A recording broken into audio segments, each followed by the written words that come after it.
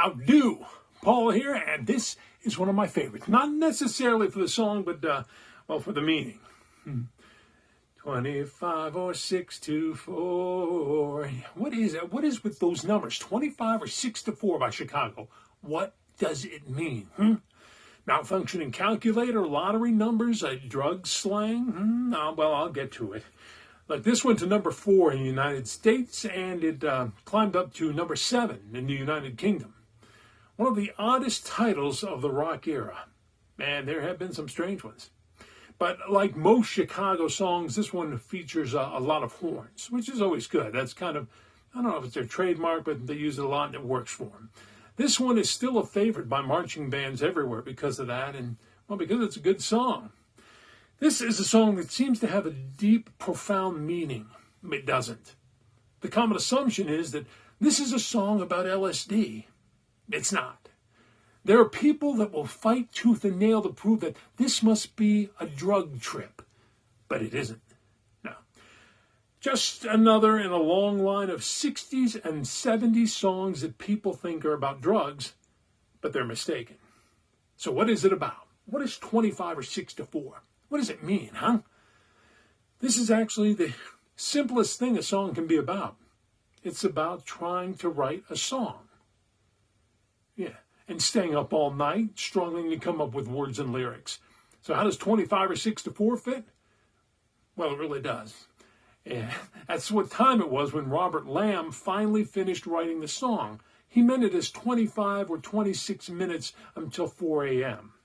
Lamb says, and I quote, I got a long quote from Lamb, but he says, "I was living with a bunch of hippies up above Sunset Strip. One of the advantages of this particular house was that it was in the Hollywood Hills, and I could look out over the city late at night." He goes on to say, "I wanted to try to describe the process of writing the song that I was writing.